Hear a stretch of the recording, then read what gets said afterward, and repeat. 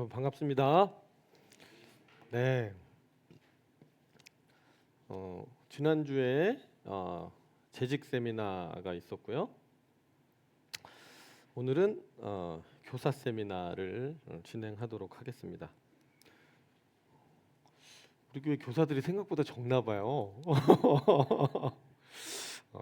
아니에요. 제가 보니까 우리 교회는 참석률이 상당해요. 재직 세미나 지난번에 한 거 보니까 오셨을 때는 한 절반 오셨는데 그 이후에 전체 조회수를 보니까 우리 교회 재직 수를 초과하는 수의 재직들이 이 열람을 하셨더라고요. 그래서 제가 광고를 할 때 이렇게 꼭 확인을 해달라고 말씀을 드렸는데 다들 확인들을 하고 계시더라고요. 그래서 한 마음으로 나아가고 있구나 생각을 했고요. 자, 오늘은 이제 본인이 교사이거나 앞으로 교사를 맡을 마음이 있거나 또 부장 집사님이시거나 뭐 이제 이런 분들 대상으로 우리 기독교의 교사, 교회의 교사는 어떤 사람이어야 되는지에 대해서 말씀을 조금 나누도록 하겠습니다. 제가 고민을 좀 많이 했어요. 왜 고민을 많이 했냐면 제가 이제 자료들을 좀 이게 이 책 저 책을 찾다 보니까 전부 책들이 그 스킬에 대한 내용들인 거예요. 그러니까 요즘 아이들이 어디로 튈지 모르는 럭비공 같은 친구들이기 때문에 이 세대를 우리가 받아내기 위해서 이렇게 하면 된다, 저렇게 하면 된다, 뭐 다 그런 얘기들이에요. 근데 저는 사실은 개인적으로는 그런 이야기들이 물론 도움이 되는데 그 대학교 때 이렇게 그 심리학이나 뭐 이런 소통이나 이런 커뮤니케이션 이런 거 이제 들어보면 항상 내용들이 다 비슷해요. 뭐 이렇게 다르지가 않아요. 그래서 마음속에 제가 그런 걸 읽고 있는데 별 감동이 안 되는 거예요. 이 얘기를 해드린다 한들 결국은 그냥 큰 차이가 없을 것 같은 그런 생각이 좀 들고, 그러니까 항상 정해진 내용은 비슷한 겁니다. 항상 인격적으로 상대에 맞게 사랑을 먼저 주어라. 뭐 감성형 친구에게는 감성형 질문을 해서 뭐 끌어내라 대화를. 그 의지형 친구에게는 의지를 자극할 수 있는 어떤 도전을 줘서 그 친구를 좀 끌어내라. 뭐 사고형한테는 논리적으로 설명을 반드시 해줘야 된다. 뭐 이런 내용들이에요. 그리고 MZ 세대를 이해하려면 MZ들만이 쓰고 있는 이 축약형 언어를 사용할 줄 알아야 된다서만 한 50개씩 막 있어요. 줄임말이 50개씩 있고, 물론 뭐 도움이 되죠. 도움이 되고. 근데 이제 제가 그런 것들을 한참을 몇 장을 보다 보니까 마음에 제가 어떻게 해서 이 자리에 있게 됐나를 한번 생각해 봤어요.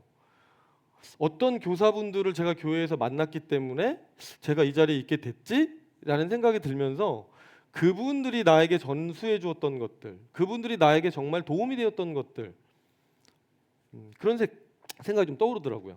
그래서 떠올라서 제가 막 그런 스킬적인 부분을 다루기보다는 사실은 다음 주 2부까지 해야 되나? 두 개를 통합을 해봤거든요. 저는 이제 소명과 어떤 의사소통 스킬이라는 두 분야를 나눠서 이제 정리를 했더니 한 40장 나오겠더라고요. 그래서 오늘 1시간 반 안에 절대 못할 것 같고, 이거 어떻게 되나? 또 나는 또 불명예 강사로 퇴진할 것인가? 결국 또 시간 못 맞추고 막 2시간 했는데 그래도 다 못 끝내고 이 말도 저 말도 뭔가 포인트가 안 꽂아진 채 끝내야 되는가에 대한 고민이 엄청나게 있었어요. 저는 욕심이 좀 많거든요. 사실은 이제 다 해드리고 싶은 마음에서 다음 주로 그럼 투를 미뤄야 되나? 근데 전체 스케줄이 좀 밀리면 좀 문제가 있어요. 그래서 제가 어떤 생각을 했냐면 올해는 소명에 대한 부분을 조금 찝어드리고 내년에는 조금 스케일적인 부분도 조금 더 이걸 전제로 해서 좀 이렇게 짚어드리면 좋지 않을까? 앞으로도 뭐 교사 세미나 계속될 거기 때문에 그런 생각이 조금 들었습니다. 그래서 우리가 밥을 먹을 때 그릇의 바깥을 먼저 닦는 게 아니라 안을 먼저 닦고 먹거든요. 먼저 중요한 내면의 어떤 자산, 내면에 대한 부분에 있어서 조금 얘기를 나눠보면 좋지 않을까? 제가 그런 생각을 하고 오늘은 이 소명감과 관계된 부분들, 세상 교사와 이 기독교 교사는 뭐가 다를 것인가? 그런 이야기를 중심으로 해서 얘기를 나눠보도록 하겠습니다. 그래서 이 기독교 교사의 정체성에 대해서 제가 얘기를 하면서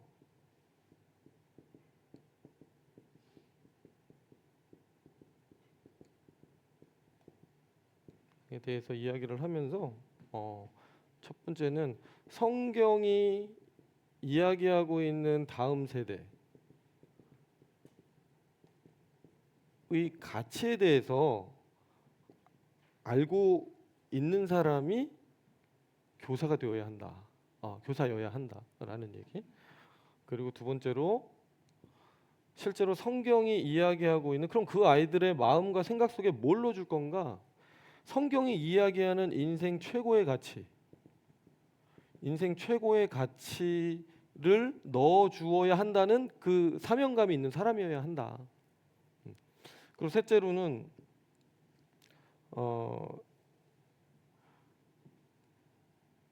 그 아이들을 양육하는 이 생명을 양육하는 그 일이 실제로는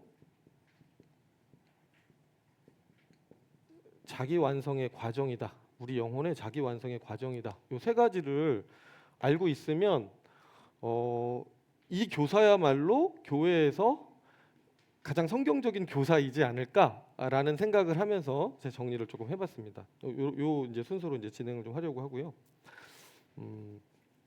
인트로입니다. 만남의 축복. 천국에서 만날 분을 여기서 만났군요. 무슨 말일까요? 네. 천국에서 만나볼 만한 천사 같은 선생님을 내가 여기 이 땅에서 만났네요. 나같이 복이 있는 사람은 없겠네요. 저는 제 인생에 무슨 복이 있어서 이런 분을 만났을까요? 이런 감탄. 누구를 만나느냐는 삶의 질을 결정합니다. 이 세상에 여러 가지 축복이 있지만 가장 큰 축복은 만남의 축복이고 가장 큰 재앙은 잘못된 만남을 갖는 것입니다. 여러분 동의하세요? 여러분들도 수많은 만남의 연속이 이 자리까지 오게 하셨죠? 예. 자, 역사를 바꾼 한 교사와의 만남들이 있더라고요. 수도 없이 있는데 제가 이제 몇 가지만 뽑아봤어요.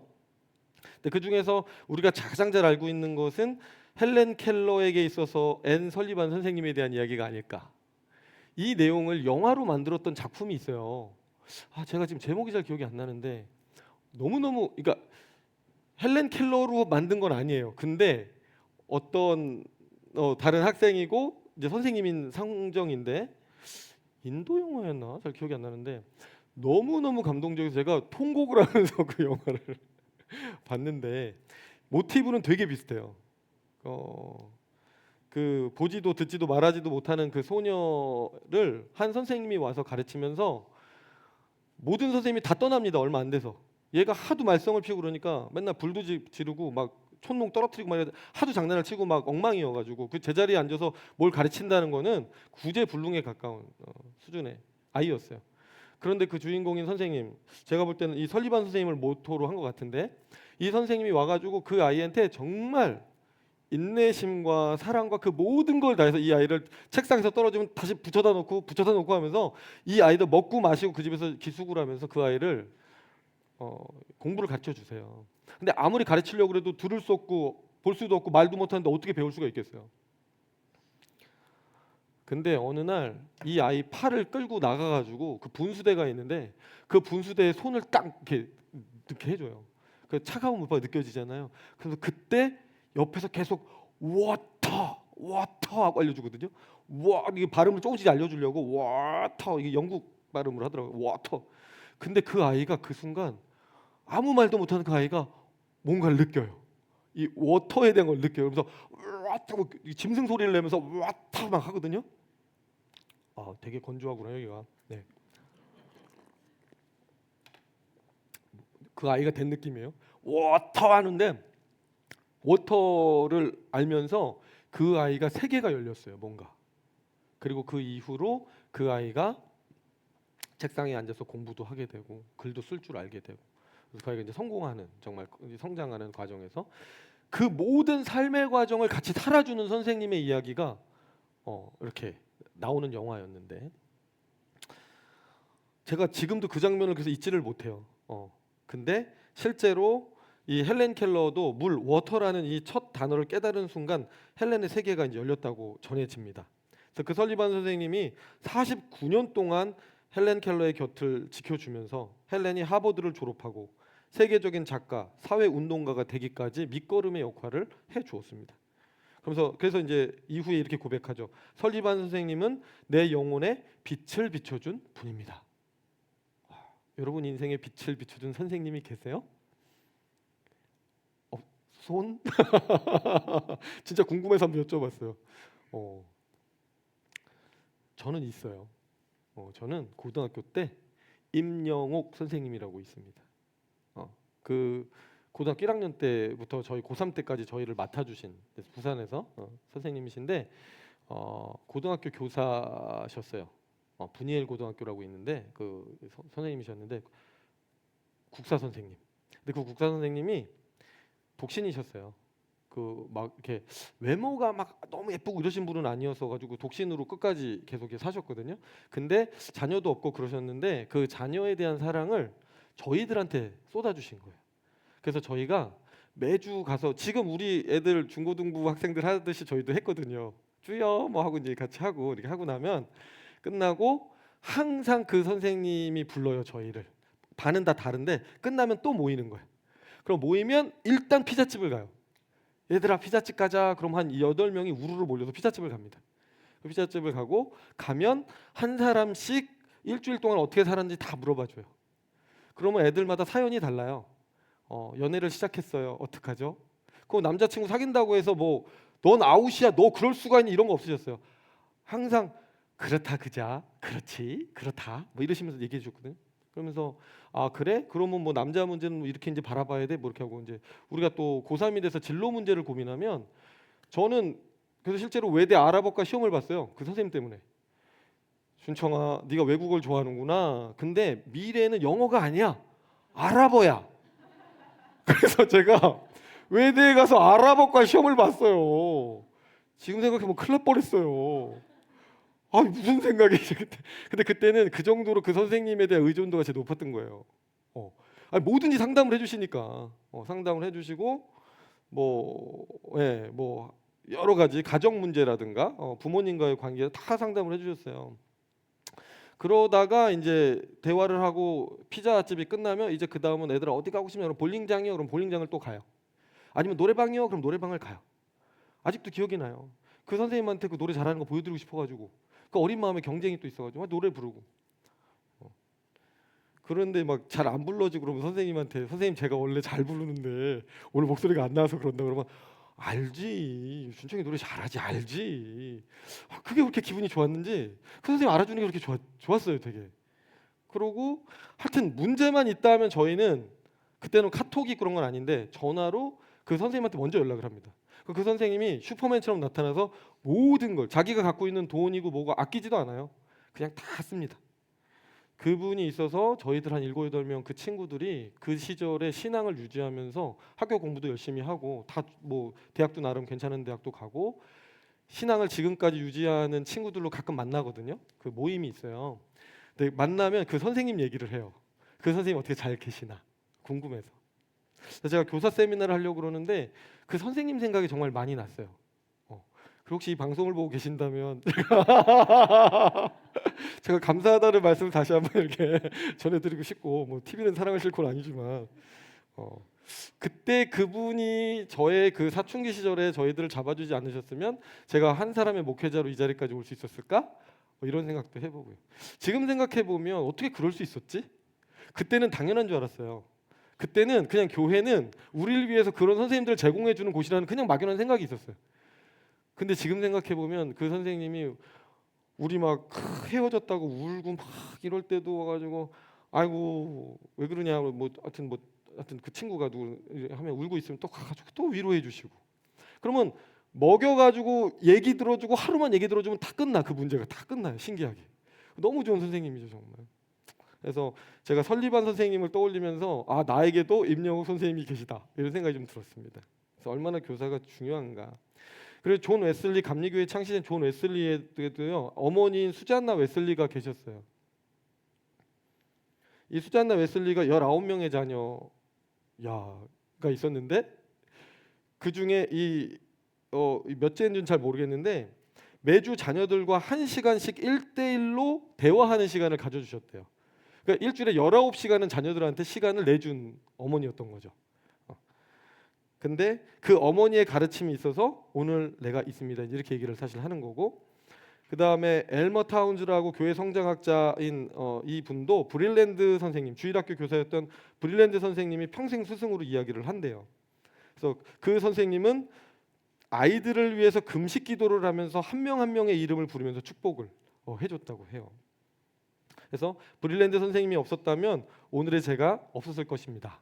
이렇게 얘기를 하는데, 저는 이제 그런 마음이 들어요. 여러분들 모습 보니까 여러분들이 그런 얘기를 들을 수 있는 선생님이 될 수 있으면 얼마나 행복할까, 그런 마음이 듭니다. 사무엘에게도 엘리가 있었고 디모데에게는 바울이 있었고 엘리사에게는 엘리야가 있었죠.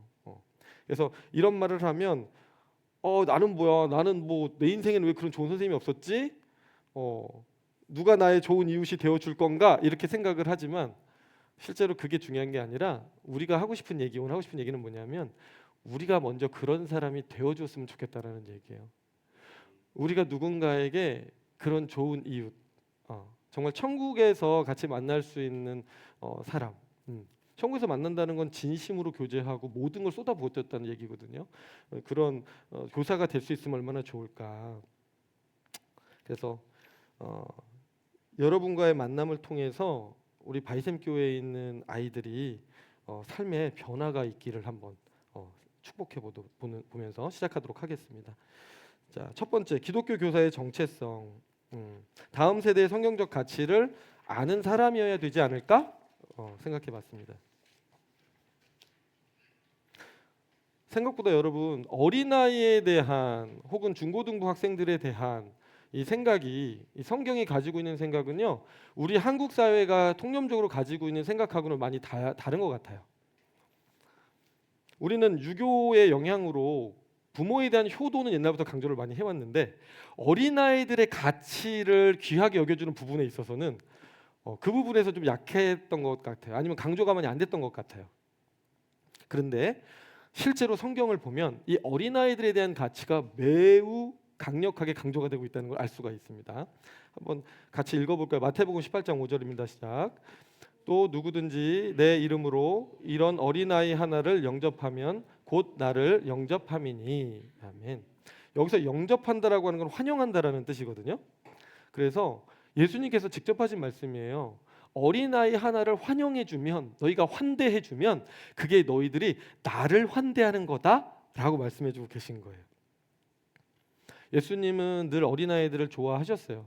그래서 얼마나 사랑하셨든지 아이들은 예수님은 보면 막 뛰어가지고 막 와서 안기려고 하고 막 그랬던 것 같아요. 그래서 그때 막 제자들이 제지하려고 그러니까 어린아이들이 나에게 오는 것을 막지 마라 이렇게 말씀을 해주셨어요. 아이들은요 여러분 느낌으로 이미 다 안다고 그래요. 이분이 나를 환영하고 있는지, 이분이 나를 지금 거부하고 있는지, 아니면 귀찮게 여기는지. 그래서 다 알아서요. 혹시 여러분들이 이렇게 교회 4층 이렇게 왔다 갔다 하실 때 아이들이 나를 보고 이렇게 피한다. 그런데 내가 교사다. 그러면 한 번쯤 생각해 보셔야 될 지점이 바로 이 지점이에요. 제가 왜 날 피하지? 뭔가 모르게 저 아이들은 다 테스트를 거치거든요. 분명히 처음부터 멀리하진 않아요. 근데 그 아이들이 나를 보고 그런다는 건 내 마음이나 내 표정에서 무언가 그 아이들을 향한 환대가 나가지 않았을 수 있다는 거겠죠. 그렇죠? 저도 얼마나 조심하는데요. 목사인데 만약에 제가 지나가는데 애들이 막 피하면 우리 함윤기 목사님 보면 애들이 막 다 좋아하고 막 이러고 있는데 내가 갔는데 갑자기 막 다 피하기 시작하면 얼마나 마음이 힘들겠어요 제가. 그죠? 그래서 저도 더 애를 쓰고 있습니다. 원래는 어른 성도들만 신경 썼었는데 어느샌가부터 애들도 이렇게 신경이 자꾸 쓰이더라고요. 그리고 우리 교회 애들은 이상하게 어른들하고 되게 라포가 형성이 잘 돼 있어가지고 저 온 첫날부터 어떤 여자아이가 놀아달라고 해서 막 올라탈라 그러고 막 그랬어요. 그래서 제가 너무 당황해서 이게 어떻게 된 일이냐? 야, 막 이렇게 했는데 준비하면서 다시 한번 생각해봤어요. 그때 좀 더 따뜻하게 이렇게 해줄 걸 생각 좀 했는데요. 예수님은 그 아이들에게 대해주는 모습을 가지고 나에게 대하는 거다. 그 정도로 아이들을 귀하게 보신다는 겁니다. 근데 전통적인 교회들은 생각보다요 예배실에 아이들이 들어오는 것 자체도 되게 금기시하고 엄격하게 하거든요. 실제로 제가 되게 존경하는 목사님들 중에도 그렇게 표방하시는 분들이 계세요. 왜냐하면 아이들을 가르쳐야 한다. 하나님 앞에 기본을 가르쳐야 한다. 맞아요. 어떤 부분에서 그 말도 맞는 것 같기는 해요. 그런데 저는 우리 교회가 기본적으로 아이들이 예배 시간에 들어올 때 막 너무 막 눈총을 따갑게 받으면서 들어와서 상처를 받는 그런 교회이기를 원하지는 않습니다. 왜냐하면 예수님이 말씀 전하고 계실 때 아이들이 올 때 막으려고 그랬을 때 예수님이 막지 않으셨거든요. 그래서 저희 교회가 아이들에게 거절감을 주지 않는 교회였으면 좋겠어요. 어릴 때 거절감을 당하면요, 그 아이들이 커서도 나중에 교회에 대해서 다시 오기 힘들어지거든요. 그 첫인상이 되게 중요합니다. 어릴 때 아이들은. 그래서 유아라고 할지라도 다 알아요. 자신을 환영해 주는 것과 거절해 주는 것이 어딘지 알기 때문에 어린 아이들에게 환영하는 그 분위기를 만들어 줄 수 있는 그런 마음이 있는 사람들이 교사가 돼야 되겠다, 그런 생각해 보았습니다. 자, 두 번째로 어린아이를 실족하게 하지도 말라고 성경은 가르치고 있습니다. 시작. 누구든지 나를 믿는 이 소자 중 하나를 실족해 하면 차라리 연자맷돌을 그 목에 달리우고 깊은 바다에 빠뜨리우는 것이 나으니라. 아멘. 이게 지난번에 우리 강사님 한번 설교해 줄 때도 나왔던 본문이긴 한데, 소자라고 하는 것은 사회적 약자를 가리키기도 하지만 그 안에는 어린 아이들도 포함이 됩니다. 그래서 어린아이들에게 적용했을 때 이 실족하게 한다는 것은 어린아이의 마음을 걸려 넘어지게 하는 거, 어린아이를 함정에 빠뜨리는 거, 감정을 상하게 하는 거, 어린아이를 괴롭게 하는 거, 또 죄에 빠지게 하는 거, 뭐 이렇게 해석이 될 수 있는 게 실족하게 하는 것입니다. 그래서 어린아이들을 힘들게 하거나 마음 아프게 하는 자는 뭐라고 얘기하시냐면 맷돌을 메고 깊은 바다에 빠져 죽는 편이 낫다. 이거 엄청난 표현이었어요. 제가 이거 준비하다가 새롭게 이제 다시 인식을 한 거거든요. 저는 소자에 대해서 이렇게 생각 안 하고 좀 이제 다른 생각, 좀 어른들에 대한 대상으로 생각을 했었는데, 어린아이들에게 함부로 대하고 마음에 상처를 씻게 주는 그 일이 예수님 보시기에는 그냥 목에 이 커다란 돌 달고, 바다도 그냥 바다가 아니에요. 깊은 바다예요. 무슨 의미가 있을까요?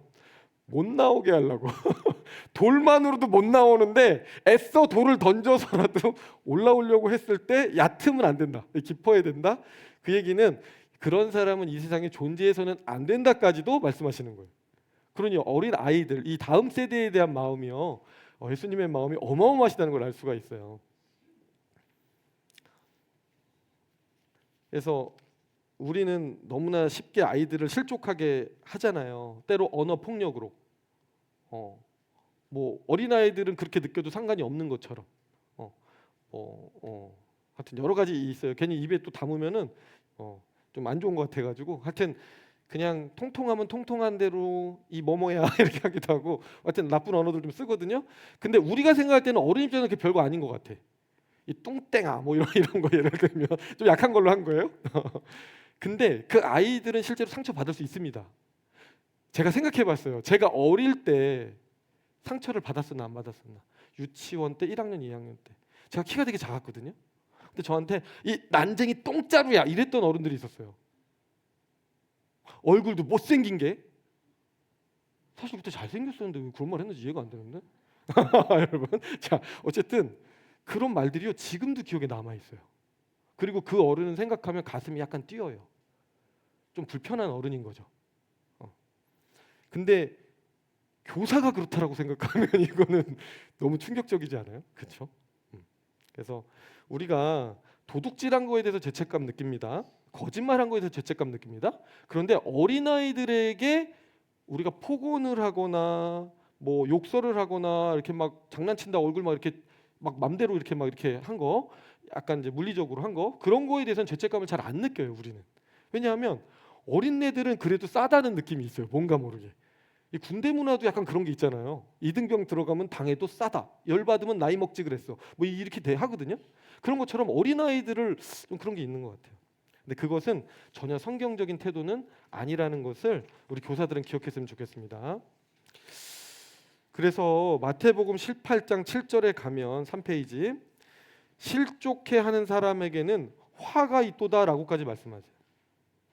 보통은 화가 있도다 그러면 바리새인들 서기관 얘기할 때 최상급 표현으로 화가 있도다 그러시거든요. 근데 그 똑같은 최상급 표현을 이 소자, 연약한 자, 어린아이를 그렇게 실족시키는 자에게 화가 있다라고 말씀을 하시는 거죠. 자, 세 번째, 어린아이를 업신여기지 말라. 마태복음 18장 10절 14절 같이 읽겠습니다. 시작. 삼가 이 소자 중에 하나도 업신여기지 말라. 업신여긴다라고 하는 것은 무시한다라는 얘기겠죠. 또 14절에 보면 이와 같이 소자 중에 하나라도 잃어버리는 것은 하늘에 계신 너희 아버지의 뜻이 아니니라 라고 말씀하세요. 하나님은 이 땅에 있는 모든 아이들이 하나님을 믿기를 원하십니다. 자, 그렇다면 왜 어린아이들을 환대해라, 영접해라, 그 다음에 실족하게 하는 자는 연자맷돌을 메고 바다에서 안 나오는 편이 낫다, 그리고 소자 하나라도 업신여겨서는 안 된다 라고 이렇게 말씀하고 있을까요? 성경이요, 얼마나 다음 세대 아이들에 대해서 가치 있게 여기고 있는지를 알 수 있는 대목이죠. 왜 그럴까? 다음 세대 아이들에게 하나님 나라의 미래가 달려있기 때문에 그렇습니다. 제가 처음 와서 우리 목사님들하고 이제 친해지기 전에, 우리 부교육자 목사님들하고 친해지기 전에 토담에 가서 이렇게 식사를 하다가 친해진 계기가 있어요. 제가 양성환 목사님하고 처음 딱 친해졌던 그 계기가 있습니다. 그게 뭐냐면 같이 이렇게 불고기, 하여튼 그 제육덮밥을 먹다가, 볶음을 먹다가 갑자기 이제 그 다음 세대에 대한 사역에 관심이 있다라고 얘기를 하시면서 다음 세대가 지금 얼마나 황폐화되어 있는지에 대한 얘기를 막 해주시는 거예요. 근데 저는 미국에 가기 전에 신대원 때 그런 얘기가 있긴 있었어요. 한 15년 전쯤에 막 팜플렛 나눠주면서 이제 다음 세대가 기하급수적으로 줄어갈 겁니다. 대비해야 됩니다. 막 강사님들이 오셔가지고 신대원에 하셨거든요. 그때만 해도 콧방귀를 꼈어요. 왜냐하면 그럴 일이 없을 것 같은 거예요. 너무 많았거든. 그때만 해도 뭐 어와나라 그래가지고 무슨 아이들 프로그램 우리 막 세미나 쫓아다니냐고 막 정신이 없었어요. 그거 배운다고. 그 얘기는 애들이 많았다는 얘기거든요. 근데 제가 갔다 왔는데 너무 참혹한 이야기를 들었어요. 이제는 한국이 그 다음 세대가 선교지가 돼버렸다. 뭐 해외에 지금 선교사를 내보낼 때가 아니라 캠퍼스로 내보내야 되고 학원과 학교로 가서 아이들 전도해야 된다. 근데 이제 전도하는 것도 금지가 된 되게 힘든, 심지어 미션 스쿨에서도 전도하기 어려워졌다 그러더라고요. 이 형평성 때문에. 그 얘기를 하면서 우리 양성환 목사님이 막 간절하게 얘기를 하는데 제가 그에 밥 먹을 때가 막 울었어. 그렇게 눈물이 잘 나는지 참 마음이, 하나님 어떡합니까? 하나님 어떡합니까? 이제 우리 기독교 어떡합니까? 이 마음이 막.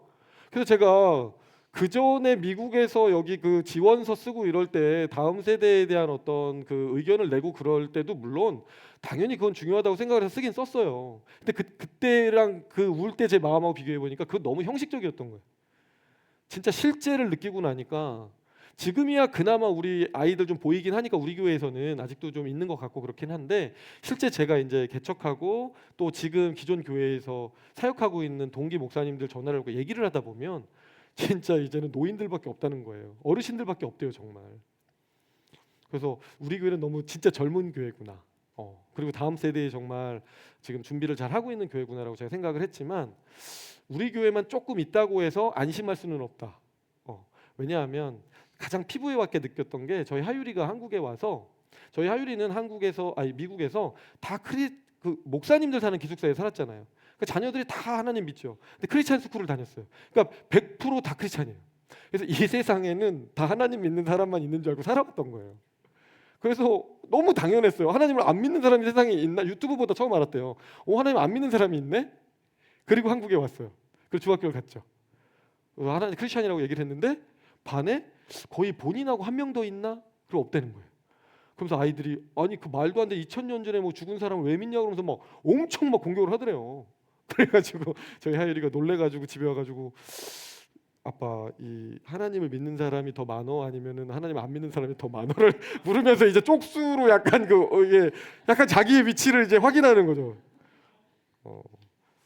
그나마 예전에는 4분의 1 정도 있었는데 이제 그것도 없고 한 6분의 1, 7분의 1 될래나 모르겠다. 이제 점점 가면 10분의 1도 없을 걸 막 이러니까 이제 마음이 이제 힘든 거죠. 그래서 하율이한테, 하율아 네가 예수님 이제 지켜드려야 되는 시대가 곧 와. 했더니 물론 내가 그래서 제가 피부에 와닿게 느껴지더라고요. 야, 이거 큰일 났다 이거. 우리 다음 세대 어떡하나. 그래서 저는 더더욱이나 단순히 제가 바이생교에 왔기 때문에 다음 세대에 대해서 관심을 갖는 문제가 아니라 정말로 이거는 심각하구나. 그래서 태훈 목사님하고도 요즘에 그런 얘기 좀 많이 했거든요. 조금 여력이 되면 어쨌든 다음 세대를 미는 방향으로 우리 교회는 투자를 많이 해야 되겠다. 그런 생각이 들었습니다. 그런데 와서 봤더니 예수님의 마음을 가지신 분들이 저희 교회에 많더라고요. 참아야지. 물 먹고 참겠습니다.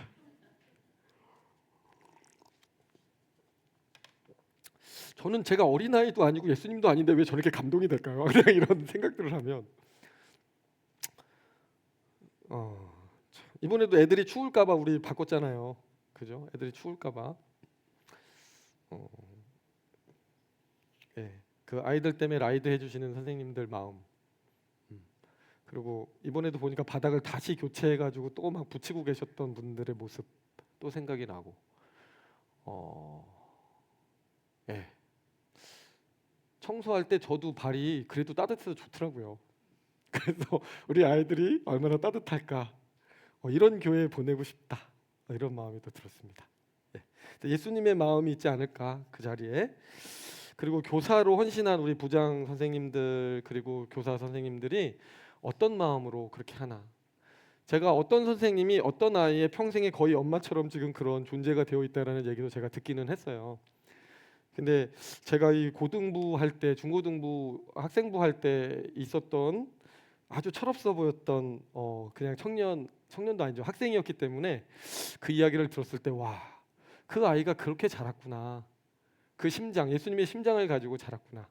그리고 그 아이를 그 정도 마음으로 키운다는 건 자신의 영혼도 완성이 되는 일인데 그 아이는 정말 행복했겠다. 제가 이제 그런 생각이 들어서 더 마음에 감동이 있었습니다. 그래서 너무나 감사한 마음이 있습니다.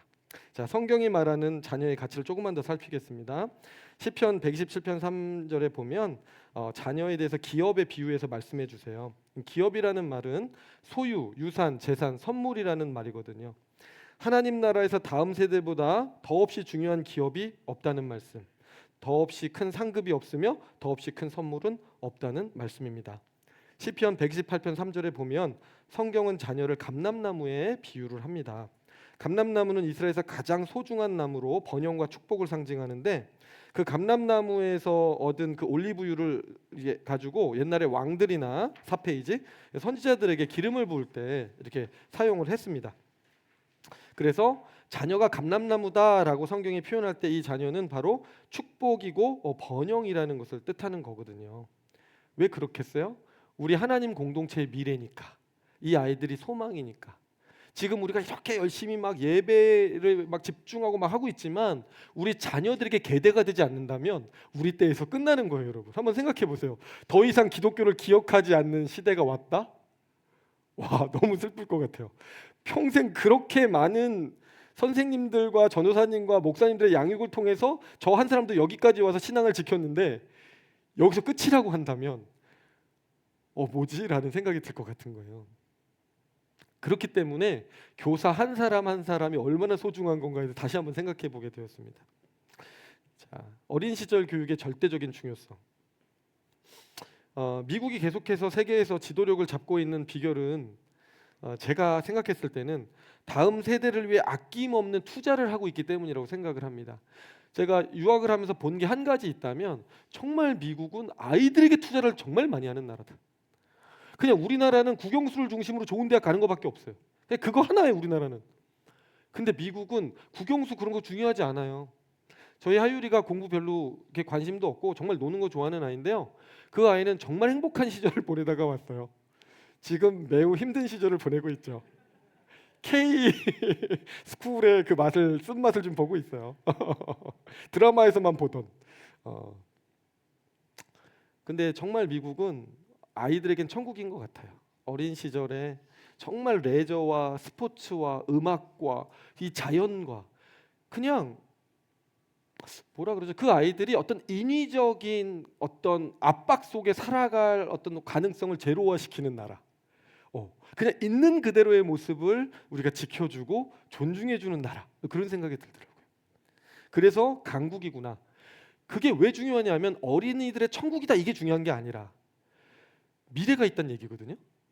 그렇기 때문에 그 아이들의 그 창의성과 억압되지 않은 어떤 그 학습 능력 이런 것들이요. 그래서 진짜 공부를 좋아하는 애들만 정말 좋은 대학 가서 공부해요. 걔네들은 아닌 애들은 나름대로 다른 분야에서 최고가 돼요. 얼마나 멋있어요. 근데 우리는 죽어도 한 길로 일단은 가야 돼. 갔다가 정말 안 되면 여러 가지로 이제 우리는 해야 되잖아요. 그 다음에 또 걱정해야 되고 또 걱정해야 돼. 또 걱정해야 되고. 자, 이 미래가 있는 나라 미국을 생각해 보면서 배울 수 있는 점은 우리 교회가 미국이 하고 있는 그 어떤 다음 세대에 대한 열정을 배울 필요가 있겠다. 그런 생각이 정말 많이 들었습니다. 그리고 여러분 어린 시절의 교육이 정말 중요합니다. 왜냐하면 한 사람의 인생을 결정하는 게 어린 시절 그 우리가 생각할 때 몇 년 안 되는 그 7년에서 한 14년 사이가요. 아이들의 전부를 결정한다. 그리고 심지어는 한 3살까지가 유아기의 3살까지가 그 아이의 모든 잠재 가능성을 그때 부모가 어떻게 상호작용을 해줬는지 그렇게 중요하다 그래요. 전문가들은. 그래서 천주교에 이런 얘기가 있대요.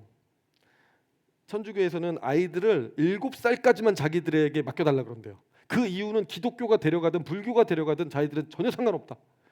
무슨 얘기냐면 태어났을 때부터 7살까지만 이 아이들을 천주교 문화와 이 교육을 잘 시켜주면 절대로 안 뺏길 자신이 있다는 얘기예요. 그만큼 어릴 때 교육이 무섭다는 거죠. 지금 여러분 제가 그 이단 뭐 이렇게 나오긴 했지만은 거기 2세들은요 지금도 너무 투철하게 JMS 그렇게 뭐 옥에 갇히고 이래도요 전혀 꿈쩍도 안 해요. 왜냐하면 이미 어릴 때부터 너무 당연하게 배웠기 때문에. 그래서 어릴 때 뭐가 주입이 되느냐. 이 아이들의 마음과 생각 속에 콩을 넣어주면 콩이 자라나요. 팥을 넣어주면 팥이 자라납니다.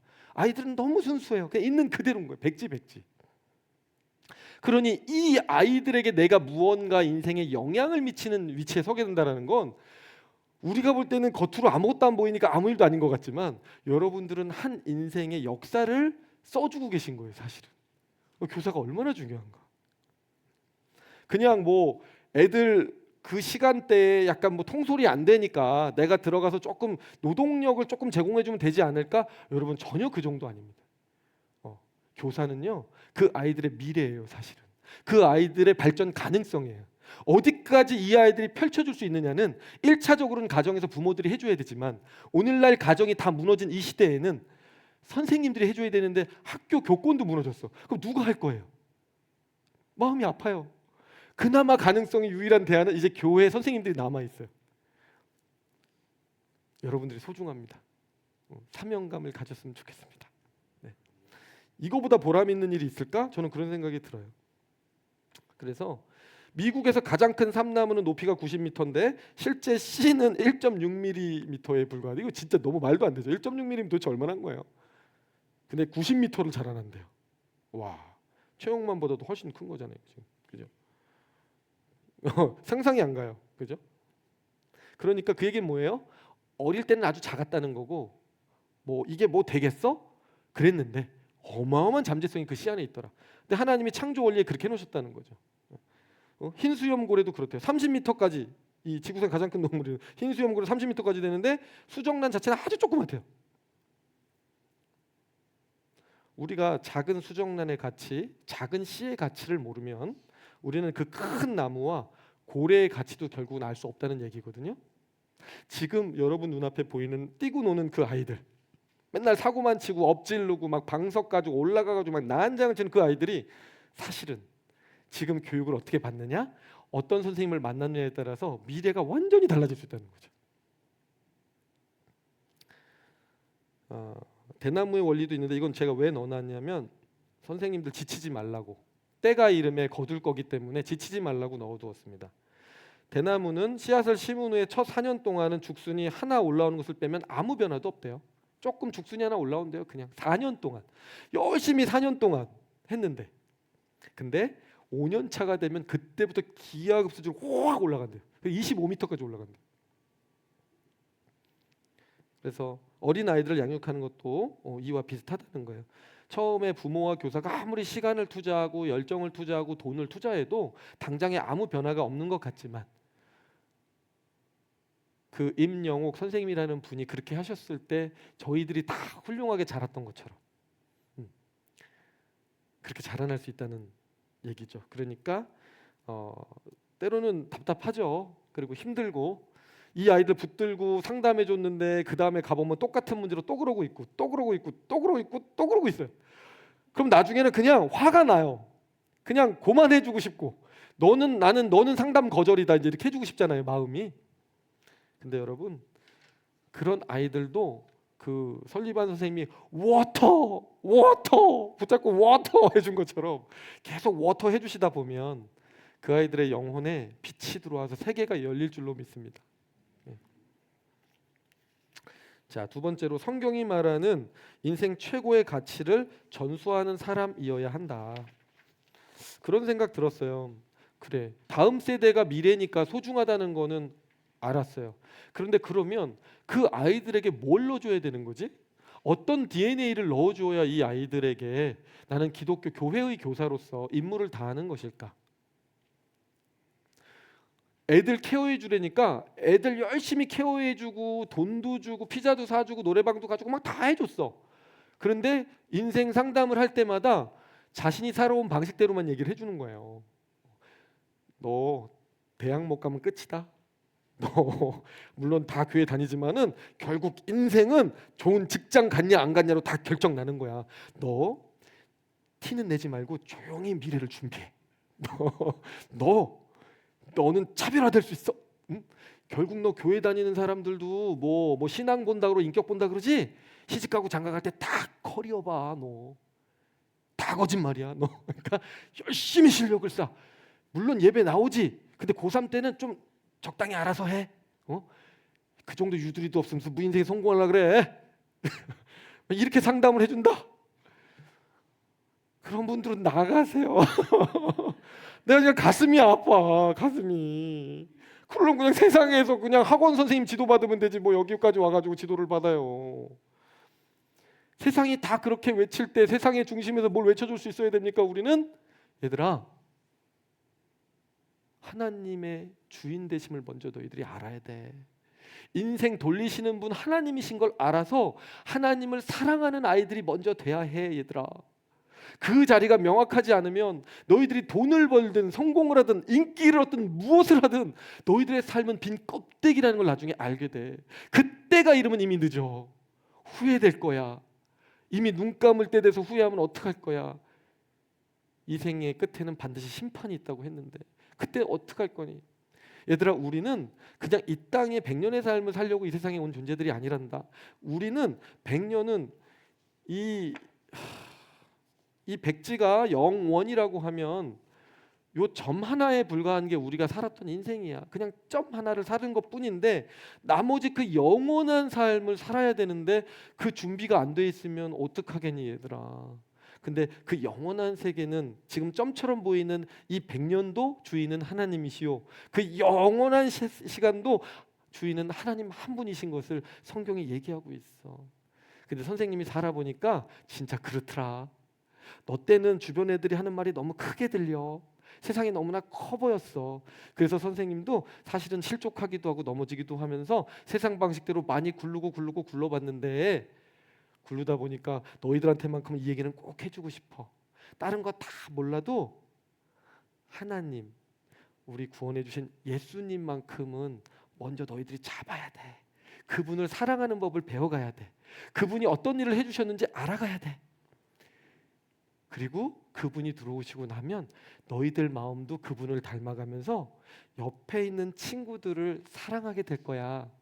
근데 그건 노력이나 노동이나 어떤 헌신이 아니라 매우 달콤하고 즐거운 인생의 지름길이 될 거야. 왜냐하면 얘들아 하나님은 사랑이시래. 사랑이신 분이 우리를 사랑이 되게끔 만드셨기 때문에 하나님을 사랑한 이후에 그분이 들어오시면 사랑이신 분이 사랑을 하고 싶어 하기 때문에 친구들과 사랑하게 되면 가족들과 사랑하게 되면 선생님과 너희들이 사랑하게 되면 그것보다 행복한 거는 이 세상에 없다 그래. 그 얘기를 해줄 수 있는 사람이 교사여야 되지 않은가. 여러분, 실제로 사람이 죽을 때 후회하는 건 내가 더 경력을 많이 갖지 못한 걸 후회하지 않는다고 해요. 내가 더 좋은 옷을 가져보지 못한 것을 후회하지 않는다고 해요. 내 가족들, 나에게 소중하게 해줬던 사람들에게 내가 더 많이 사랑하지 못했던 거에 대해서 그렇게 후회를 한다고 해요. 있을 때 더 잘할 걸, 나에게 시간이 있을 때 더 잘할 걸, 그런 얘기 한다 그러거든요. 적어도 본체가 사랑이시라고 하시는 그분을 아버지로 섬기는 우리들이라면, 그리고 우리들이 그 하나님을 따르는 제자이자 특별히 아이들에게 소명을 부어주신 교사들이라면, 그 사랑의 가치에 대해서 누구보다 그것이 전부이고 기본이고 근본이고 모든 것이라는 것을 얘기해 줄 수 있는 분들이 교사였으면 좋겠습니다. 사실 지금 뒤에 이어지는 이야기들은 이제 그 이야기를 하고자 하는 얘기입니다. 자, 둘째로 교사의 소명은 성경이 말하는 인생 최고의 가치인 하나님 사랑과 이웃 사랑의 가치를 다음 세대의 가슴 속에 심어주는 일입니다. 근데 현대 부모들의 가치관을 보면 기독교인임에도 불구하고 주님 나라의 군사로 키우기보다는 그냥 좋은 대학 들어가서 좋은 직장 가지게 하는 데만 온 힘을 쏟고 있습니다. 이것은 뭐냐면 다음 세대가 중요하다, 자녀들이 소중한 거에 대한 가치는 알고 있지만 자녀에 대한 성경이 이야기하는 가치, 이 아이들이 무엇으로 채워질 때 행복할 수 있는지, 이 아이들이 무엇으로 채워졌을 때 나중에 정신병 걸리지 않고 공황 증세 오지 않고 우울증 걸리지 않고 자살하지 않고 살아갈 수 있는지에 대해서는 아무것도 모르는 부모, 아무것도 모르는 교사들은 이렇게 가르친다는 거예요. 이것도 물론 중요할 수 있어요. 가르쳐는 줘야죠. 하지만 겸하여 혹은 먼저 너희는 그의 나라와 그의 의를 구하라고 하신 그 하나님의 뜻 안에서 먼저 하나님의 나라의 가치를 가르쳐주고, 이 아이들의 인격적으로 내면이 강건해지면 그럴 때 현실적인 문제들도 해결해 줄 수 있는 부모라면, 이혼론에 빠지지 않으면서도 균형 있게 그 아이의 인생을 지도해 주는 부모이자 또 교사가 되지 않을까. 그래서 다음 세대 아이들이 그냥 서울대학 갔다, 하버드에 갔다라고 하는 것보다 그리스도의 참된 군사로 키워지는 부분, 그 부분의 가치를 가질 수 있어야 합니다. 군사가 된다라는 건 사탄을 대적해서, 세상을 대적해서 진리를 고수하고 하나님 사랑의 가치를 지켜낼 수 있는 아이가 된다는 것이 군사의 의미일 거예요. 결정적으로 그렇게 못 해주는, 그냥 대학 가야 돼, 좋은 대학 가야 돼, 이렇게 하는 부모나 선생님은 이 아이들에게 얼마나 큰 죄를 짓는 거냐 하면, 사실은 이 아이들을 사랑한다고 말하지만 이 아이들은요, 이 땅에서 살 끝이 아닌 존재들이잖아요. 이 아이들이 살아야 될 미래는 영원이에요. 살아보니까 인생 짧잖아요. 인생 정말 금방 가는 것 같아요. 저도 사실 별 미련이 없어요. 그냥 몇 년 더 살면 빨리 주님 보고 싶은 그런 마음이 있을 정도로 저는 생에 대한 욕구가 되게 강했던 사람인데 어느새 시간이 흘러버린 거예요. 그러면 그 다음부터가 진짜인데 그 다음이 영원이면 우리 아이를 내가 준비시켜주지 못한 거예요. 이 삶을 준비시켜주지 못. 이 땅에서 한 40년 정도, 길어야 50년 사는 거는 부모와 교사가 준비를 시켜줬어. 그래, 영어 공부도 열심히 했고 뭐 좋은 대학도 들어가고 다 해줬어. 근데 그 이후에 진짜 살아야 된 본 방송이 시작되는데 거기에 대해서는 아무것도 제대로 가르쳐준 게 하나도 없어. 그랬을 때 그 아이의 마음이 어떨까요? 왜 우리 엄마는 나한테 이런 얘기는 하나도 안 해줬을까? 왜 우리 아빠는 이 부분에 대해서만큼은 한마디도 나에게 진정 어린 조언을 해주지 않았을까? 왜 우리 교회 선생님들은 정말 이런 세계가 있다는 거에 대해서 한마디도 해주지 않았을까? 그런 마음이 들지 않을까요? 저는 그 미래까지도 내다보고 아이들을 양육해주는 교사분들 되셨으면 좋겠습니다. 자, 예수님이 말씀해 주신 최고의 계명 다시 한번 읽어보겠습니다. 마태복음 22장 30절 39절입니다. 시작. 예수께서 가라사대 내 마음을 다하고 목숨을 다하고 뜻을 다하여 주 너의 하나님을 사랑하라 하셨으니 이것이 크고 첫째 되는 계명이요 둘째는 그와 같으니 내 이웃을 내 몸과 같이 사랑하라. 아멘. 우리 하경이가 맨날 사랑하라 하는 갑자기 들리는데요. 그 어린아이의 입에서 하나님을 사랑하라, 이웃을 사랑하라, 이게 들려지는 것만으로도요 그 영혼에겐 복된 겁니다, 여러분. 우리가 보고 듣는 게 되게 중요해요. 그래서 하나님을 사랑한다는 이야기, 이웃을 사랑한다는 이야기를 많이 들을 수 있는 환경에 노출되게 해주시는 것은 그 아이들의 영혼에 매우 귀한 일입니다. 왜 하나님이 사랑하라 사랑하라 얘기하시고 실제로 구약 때는 십계명 주셨잖아요. 이 십계명은 여러분 우리는 그냥 막 무슨 뭐 율법의 의무처럼 십계명을 생각하지만 사실은 십계명 왜 주셨는지 하나님 마음 생각해 보면 이게 얼마나 소중한 건지 알게 돼요. 하나님은요, 이 십계명을 지킬 때 너희들의 최소한의 행복이 보장된다는 얘기를 해주시는 거예요. 우리가 행복할 수 있는 인생에 정말 그 숏컷, 정말 그 지름길을 알고 싶다면 십계명 지키라는 얘기 해주시는 거예요. 우리는 그냥 뭐 하나님 뭐 이름 뭐 다른 신 섬기지 말고 이름 망령 떼지 말고 뭐 안식일 지키고 뭐 다 뭐 하나님만 좋은 거네 모르고 뭐 이 나머지들도 그냥 뭐 그냥 도덕적인 그냥 이런 얘기네 이렇게 생각할 수 있잖아요. 그런데 그렇지 않아요. 사실은 매우 적극적인 명령의 메시지가 담겨 있는 게 십계명이거든요. 그래서 결국은 하나님을 적극적인 의미에서 사랑할 때에만 내 영혼이 채워지고 이웃을 사랑할 때에만 내 영혼이 채워진다라고 하는 인생의 그 비밀, 밭에 감춘 보화를 발견했다고 했을 때 뭘 발견했냐? 하나님을 발견했고 하나님이 주신 행복의 원리와 그 진실, 그 진리 그 자체를 우리가 발견한 게 보화거든요, 여러분. 우리는 이 비밀을 아는 사람들이에요. 세상 사람들도 십계명 알겠죠. 지식으로는 알겠죠. 근데 그 사람들 살아보지 않았잖아요. 실제로 살아보세요. 하나라도 실천해 보세요. 이게 왜 진리인지 알게 됩니다. 살인하고 발 뻗고 살 수 있을 것 같아요? 옆에 있는 사람 마음 아프게 하고 내가 오늘 밤에 편하게 잘 수 있을 것 같아요? 그렇지 않아요. 살인하지 않고 오히려 그 사람 위로해주고 그 사람에게 버팀목이 되어준 오늘이었을 때 밤에 잘 때요 가슴이요 그렇게 뿌듯해요. 그렇게 행복해요. 그런 면에서 저는 목회자가 된 걸 너무너무 감사하게 생각하는 면이 있습니다. 육체적으로는 피곤하죠. 뭐 면담을 한다, 신방을 한다, 뭐 대화를 해, 뭐 하루 종일 막 20시간도 할 때도 있어요. 그러면 거의 막 입에서 단내가 나고 거의 막 이렇게 막 다 나갈 것 같아. 근데 잠들 때 그 마음은 오늘도 나로 인하여 그 한 영혼이 위로를 얻었겠구나. 그리고 내가 그렇게 환대했을 때 그 소자 연약한 자를 환대했을 때 우리 예수님은 얼마나 행복하실까? 그리고 그 영광스러운 일을 나에게 맡겨주셨단 말이야. 와, 교사도요 마찬가지의 기쁨을 누릴 수 있는 특권의 자리입니다. 나로 인해서 저 영혼들이 저렇게 자라가는데 하나님이 어린아이들 저렇게 사랑하신다는데 저 초등부, 유치부, 중고등부 저렇게 사랑하신다는데 생명처럼 여기신다는데 나에게 맡겨주셨단 말이야. 주일날 피곤은 하지만 그 영혼을 놓고 기도해주고 잠들 때 그 마음은 다를 거예요, 여러분. 저는 정말 장담하건대 정말 하나님 앞에서 뭐 인생이 잘 된다, 뭐 복 받으세요, 뭐 이런 거 복 받을 거예요. 근데 그거 이전에 우리 영혼이요 정말 한 마리 그 송어가 막 꼬리를 치면서 그 위를 막 올라가듯이 막 이렇게 좋아하잖아요. 막 물가에서 우리 영혼이 그렇게 춤을 출 걸요. 너무 행복해서. 사탄은 정반대 원리로 우리를 꼬시지만 너를 위해 투자해라, 움켜줘라, 뺏기면 네가 다 당하는 거야 라고 얘기하지만 그쪽으로 한번 가보세요. 여러분 마음이 점점 더 수비벽 이 뭔가 그 방어벽을 계속 세워가면서 여러분은 그 몇 겹의 철옹성에 갇혀서요 누구도 믿지 못한 채 나 혼자 잘 돼야 된다는 생각 속에서 요만한 콩알이 돼서 살아갈걸요. 그 마음엔 여유가 없습니다, 여러분. 그런데 사랑은 참으로 버리는 거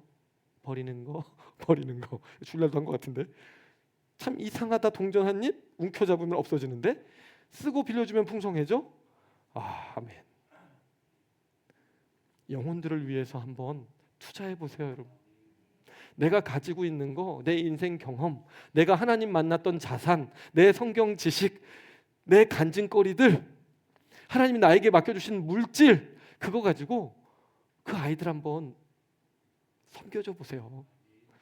아씨, 얘네들 때문에 나 또 2만 원 썼네. 아씨. 여러분 아니에요, 여러분. 그 2만 원은요 그 아이들에게는 2억보다도 큰 돈이에요, 여러분. 여러분에게 들어오는 그 잔고가요 2억보다 큰 겁니다. 그게 여러분들이 그 기억이 있으면요 나중에 그래도 마지막 인생 눈 감을 때요 야, 하나님, 주님 맡겨주신 이 80년, 90년 인생, 제가 그래도 그 시간 생각하면 아유, 잘 산 것 같습니다 라고 말했는데, 딱 죽고 나서 예수님 앞에 갔더니 잘하였도다, 착하고 충성된 종아, 하나 주시면 어유, 그거보다 좋은 게 어유 어디 있겠어요, 그죠? 참아야 돼. 자, 암을 먹겠습니다. 이 안에 그분이 계신 게 확실해. 힘든 거 보면 확실해.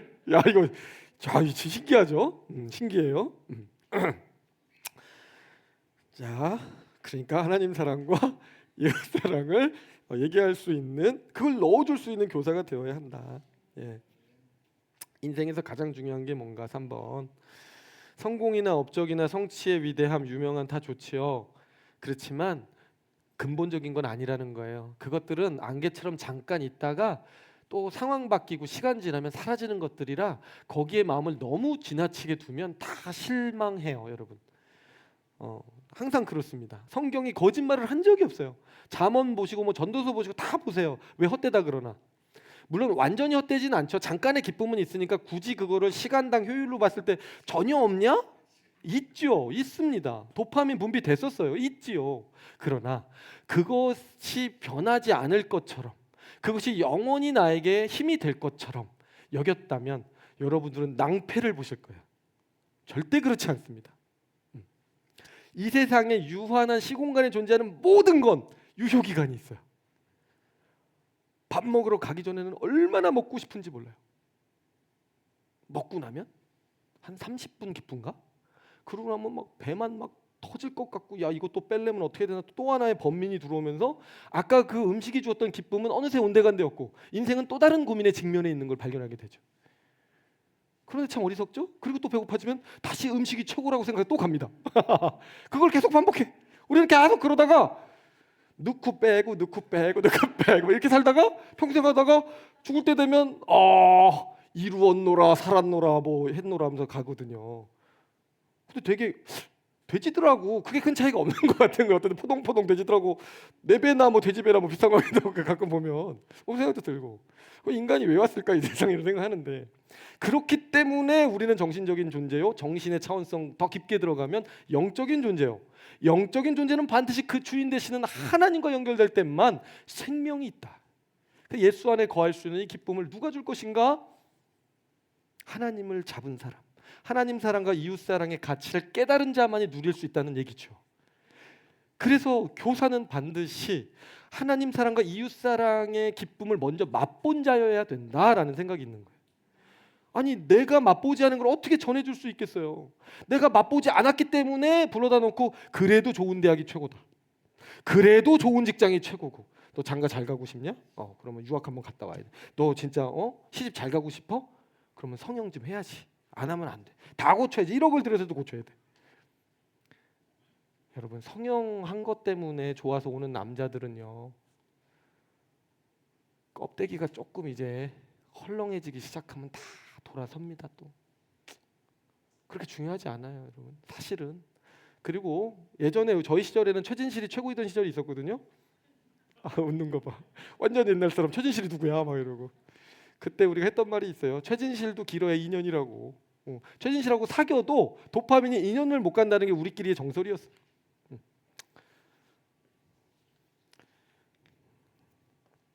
세상 것은 왔다가 금방 간다. 근데 그걸로는 나중에 영원을 살 시간들을 준비시켜 줄 수가 없어요, 여러분. 턱없이 부족해요. 어떡할 거예요? 그리고 언제 죽을지도 모르잖아, 솔직히 우리가. 당장 뭐 모르는 거죠. 우리 안에 지금 무슨 세포가 있는지 누가 알겠어요. 그러나 그럼에도 불구하고 나 교사 이준정, 이 아이에게 정말 영원한 생명에 대해서 내 얘기를 해줬다. 그리고 그게 정말 전부라고 해줬고, 이 아이 마음속에 그래서 예수님을 영접해서 예수님이 계시고 성령님이 계신다? 아유, 얘가 오늘 먼저 가든 내가 먼저 가든 그래도 우리는 등 따시고 가슴 따뜻하게 저 세상 갈 수 있어요. 죄송해요, 저 세상 가는 얘기를 해서. 그렇지만 우리는 저 세상 바라보는 사람들이 맞아요. 그렇죠? 얘기를 하고도 다시 나 반박의 논리가 딱 올라오니까. 여러분, 마음속에 기독교가 얘기하고 성경이 얘기하는 진짜 최고의 가치를 심어주는 이 일에 초점을 맞추는 여러분 됐으면 좋겠습니다. 다른 거 물론 줄 수 있어요. 근데 그건 부수적인 거예요. 자, 큰 돌을 먼저 넣어라. 이 얘기 예전에 제가 그 누구지? 되게 유명한 한국 사회탐구 강사인지 뭐 있습니다. 그 여자분 계신데 그분이 이 얘기를 하더라고요. 근데 이분도 들은 얘기라고 하면서 시간 관리 전문가의 강연 내용을 얘기를 했었는데, 여러분 이 얘기 다 아시죠? 많이들 아실 거예요. 어항을 채우는데 어떻게 채우냐는 거죠. 처음에 딱 그 시간 강사가 항아리에서 주먹만한 돌들로 가득 차 있는 항아리에서 그 돌들을 꺼내 가지고 그 어항을요 채우더래요. 그 두꺼운 돌들로 이렇게 다 채웠어요. 그래놓고 다 채워졌습니까, 여러분? 그러니까 네, 그런 거예요. 그러니까 이제 강사가 아닙니다. 아직 다 채워진 게 아닙니다. 이 보따리 하나, 이 항아리 하나 더 꺼내가지고 거기서 이번에 자갈들을 쑥 부으니까 그 사이가 이렇게 채워진 거예요. 그래서 이제 다 채워졌습니까? 그러니까 네, 그랬어요. 그랬는데 아직 아닙니다. 그러고서 또 하나를 꺼내더니 이번엔 모래가 담겨요. 그 모래를 다 부었어요. 그랬더니 그 자리가 또 다 채워지는 거예요. 여러분들 이제 이 어항은 다 채워졌습니까? 네, 아직도 아닙니다. 그러고 나서 마지막에 주전자에 물을 가져와서 물을 쫙 부었대요. 그 어항이 이제는 큰 돌들, 자갈들, 모래들, 그다음에 물까지 해서 이 공간이 모두 다 채워졌어요. 그래놓고 이제 그 학생들에게 물었다는 거예요. 제가 왜 이 실험을 했을까요? 라고 시간 강사에게 물었다는 거예요. 그러니까 이렇게 대답을 했대요. 한 학생이 즉각 손을 들며 대답했습니다. 매우 바빠서 스케줄이 가득 찼더라도 정말 노력하면 새로운 일을 그 사이에 추가할 수 있다는 것입니다. 즉 우리 그런 거 하잖아요. 영어 공부 틈새 하면 된다. 뭐 이런 교훈이 아닙니까? 라고 했대요. 그랬더니 그 시간 강사가 했던 얘기가 뭐냐면, 시간 관리 전문가가 즉시 부인하면서 아닙니다. 이 실험의 요점은 그것이 아닙니다. 이 실험이 우리에게 주는 의미는 만약 당신이 큰 돌을 먼저 넣지 않는다면 영혼이 큰 돌을 넣지 못할 것이라는 것입니다. 우선순위의 중요성을 얘기해 주는 거예요. 정말 중요한 걸 먼저 그 비중을 가지고 채우지 못하면 사실 내가 진짜 중요하다고 뒤늦게 깨달은 걸 넣을 공간이 없다는 거죠, 내 인생에서. 그래서 어린 시절에 가장 큰 거, 가장 근본된 거, 중요한 걸 아이들이 자신의 인생의 어항에 담아줄 수 있도록 교사들은 힘을 써주는 분들이 되셔야 하겠다라는 생각이 들었습니다. 가장 큰 가치가 하나님 사랑과 이웃 사랑. 하나님이 주인 되신 인생, 내 인생에 하나님이 주인 되신다라고 하는 그 사실을 심어주는 일, 그 일이 교사가 넣어줘야 될 가장 중요한 일. 그리고 연결해서 그 하나님이 들어오고 나면 이웃을 사랑하게 될 건데, 그 사랑하는 일도 행복을 위해서 너무 중요한 일이다 라는 그 가치를 알려주는 거예요. 그래서 실제로 광야의 세 가지 시험도 결국 그 얘기 해주시는 거예요. 첫 번째 시험, 돌로 떡을 만들어 먹으라. 돈이 인생의 최고의 가치잖아. 돈을 가져 라고 마귀가 얘기했을 때 사람이 떡으로만 사는 거 아니야 라고 선을 딱 그어주셨어요. 세상에선 돈으로 사는 것 같지, 근데 그것만으로 사는 거라면 돈만 있으면 되겠으나 너희는 영혼이 있는 존재야. 영혼은 하나님과 연결돼야 되고, 하나님과 연결되려면 하나님의 말씀의 양식이 없으면 절대로 채워질 수 없어 라고 분명한 가치 의식을 가지고 예수님은 사단을 대응하셨던 거죠. 두 번째 시험, 높은 곳에 뛰어내리면 천사들이 너의 발을 딱 잡아줄 거야. 그러면 온 천하가 너를 막 멋지다고 박수 갈채를 쳐줄 거야. 어때? 해보지 않으련? 예수님께서 이것도 쳐냈죠. 시험하지 말라 그랬어요. 준호야, 하나님 시험하지 말라 그러면서 그건 뭐냐? 인기와 성공과 유명세를 누리는 그 가치에 대항하여 그것이 인생의 전부가 아니다라는 걸 얘기해 주신 거예요. 그거 다 있어도 하나님 없으면 안 된다라는 거죠. 세 번째 시험, 마귀에게 절하면 천하 만국을 주겠다. 천하 만국 보면요, 여러분 너무 좋아요. 밤에 야경 좋은 데 가서 이렇게 빌딩들만 한번 봐도요, 저 빌딩을 다 내 소유로 만들어 주겠다 그러면 다 갖고 싶죠. 그 집 찾으러 다니고 그러면서 요즘에 그런 생각 가끔 해요. 제가 빌딩 주인이었으면 얼마나 행복할까. 어디 세 좀 주고, 그럼 우리 교회도 하나 딱 장만하고, 뭐 사택도 하나 장만하고, 우리 부교육자님들 다 하나씩 넣어주고 막 이러면 얼마나 좋을까. 예전에 한 목사님이 해주셨던 16년 전 이야기가 이제 제 가슴 속에 피부로 와 닿으면서 참 그런 마음이 좀 들기는 해요. 세상에 가질 수 있는 거, 금은방 지나갈 때, 우리 금은방이란다. 우리 그 백화점 갔을 때, 뭐 현대백화점 이런 데 갔을 때 그 뭐라 그러죠? 이게 뭐 있잖아요, 그죠? 우리 여성분들 좋아하는 거 다이아 막 있고 이런 그 코너 반지도 있고 귀걸이 있고 예쁜 거 많잖아요. 막 그거 보면 막 그냥 막 프로포즈 다시 하고 싶잖아요. 막 마음이 막 이런 걸로 해주면 얼마나 좋을까 막 이러고 다시 신혼으로 돌아가고 근데 돈이 없어. 그래서 그냥 지나가. 뭐 그런데 세상 것도 빛나는 것들 금, 은 얼마나 좋아요. 쇼핑할 때 예쁜 옷, 좋은 옷 보면 너무 갖고 싶잖아요. 비싼 옷 막 명품 갖고 싶고. 그런데 그것들이 가치가 없는 것은 아니지만 그럼에도 불구하고 인생 전부를 우선순위에 있어서 가장 큰 돌을 그걸로 삼기에는 그것들은 모래와도 같다. 그냥 자갈돌에도 비할까 말까 그렇다. 혹은 괜히 그거 잘못 취하면 인생 완전 망가져서 하나님 떠나게 되니까 조심해야 된다라고 해주신 거예요. 그래서 오직 하나님만을 경배해라 이렇게 또 쳐냈죠. 7페이지. 그래서 여러분 육신의 정욕, 안목의 정욕, 이생의 자랑은 성경이 가치 없는 것으로 특히 신앙의 문제에 있어서는 오히려 방해가 되는 것으로 지정을 딱 해놓고 있습니다. 그래서 우리 아이들에게 이런 세상 정신에 대항할 수 있는 예수님이 대응하셨던 방식도 대항할 수 있는 물질관도 알려주셔야 되고 세상을 바라보는 가치관도 알려주셔야 되고 그렇게 하실 수 있어야 될 것 같아요. 인기 그거 유명세 다 좋지만 한낱 안개와 같은 거야. 그 빈 껍데기야. 이런 얘기들을 많이 들려주실 수 있었으면 좋겠어요. 실제로 막 좋아요가 몇 개 달려 있는지 내가 올린 게시물에 사람들이 하트 몇 개 달아줬는지 그런 게 물론 기쁨을 주기는 해요. 그런데 막 인기 있고 사람들이 잘해줄 땐 좋지만 또 그게 없으면요 또 되게 의기소침해져서 인생 끝난 사람처럼 인생이요 힘들어요. 즉 뭐냐 하면 그것들의 인생이 좌우되는 가치관을 심어주면요 언제나요 아무리 유명한 아이돌들도요 평생 인기가 가지는 않는 법이에요. 다 한때가 있습니다. 철새처럼 왔다 가는 거거든요. 그런 인생을 험한 인생을 살아갈 우리 아이들에게 이게 전부인 것처럼 얘기해주면 그 아이들 중간에 낙오하고 나는 가치 없나 봐 그러고 그냥 죽어버려야지 이렇게 될 수 있거든요. 진주 목걸이 이야기 뭐 그런 이야기 아세요 여러분? 진주 목걸이 파티장에 가야 되는데 목걸이 빌려 부자 친구한테 빌려갔다가 잊어버린 거예요. 근데 그거 그 진짜 목걸이니까 그거 이제 막 열심히 돈 벌어가지고 남편하고 막 모든 걸 참아가면서 이렇게 해가지고 몇 년을 해가지고 가서 그 친구한테 가서 미안해 너무 늦게 돌려줘서 하고 갔는데 그 친구가 이거 굳이 그렇게까지 할 필요 없었는데 그거 가짜 진주 목걸이인데 라고 해가지고 막 뒷목 잡았다는 이야기가 있는데 우리 인생이요 사탄한테 속으면 뒷목 잡는 인생 된다는 얘기예요. 근데 아이들 뒷목 잡게 하는 교사 되면 안 되잖아요. 우리가 그때 그 선생님이 그 얘기해 줬는데 나는 정말 아랍어과 갔으면 나 지금 어디 아랍 가가지고 나 지금 진짜 뭐 하고 있었을까나 진짜 그죠? 아랍 선교사가 됐을래나 제가? 글자도 별로 마음에 안 들어. 근데 그때는 무조건 뜬다 그래가지고 나하고 가라 그래가지고 제가 그래서 제가 중문과를 선택했어요. 사실은 그 1학년 때 중문과 들어보려고. 근데 중국어도 어렵더라고요. 그래서 그냥 하던 거 하자. 그리고 영문과 갔는데. 자, 최고의 가치는 하나님의 임재의 가치를 그리고 임재 속에 사는 삶의 방식을 알려주는 선생님이 되는 거.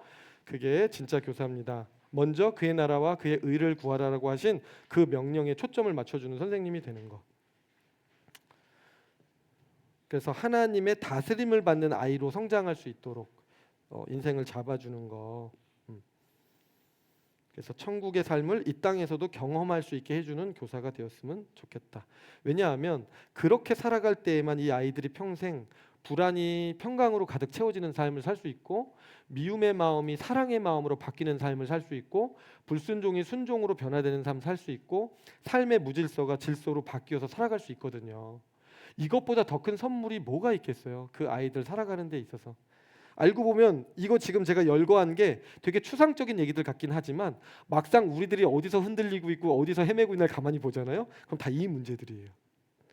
질서가 없어졌을 때, 게을러졌을 때, 중심을 못 잡고 방황할 때 인생이 내 맘대로 안 되면서 관리 안 되면 다 무너집니다. 그럼 건강 무너지고 그럼 건강 무너지면 정신 무너지고 다 무너지는 거죠. 그리고 미워하는 사람 한 명만 있어도 인생이요. 참 낙이 없어요.